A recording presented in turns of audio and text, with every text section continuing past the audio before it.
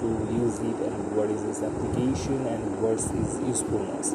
Now I am discussing about how to write program using Python language. For these we need an IDE, but as a beginner we don't install in IDE, but we have to use any online IDE like REPL.id. So let's start with this IDE.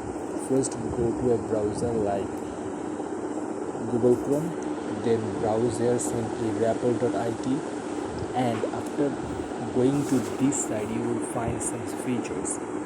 After that you have to click.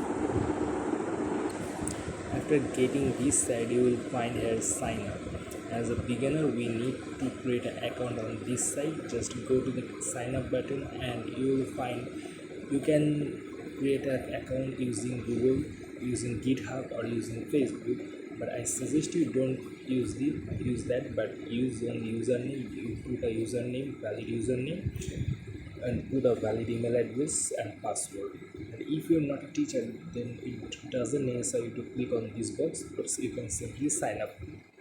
After getting sign up, they will send you your verification email, and you have to go to your mail and just click on the verify link to verify your account. After that you have to log in this side. As I have a previous account, so I just click simply log in and just log in to this side. After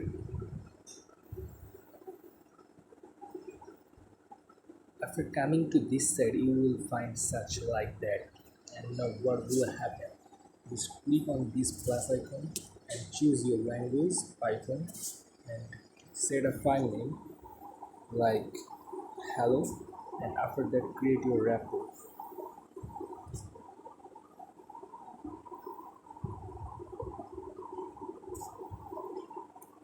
and print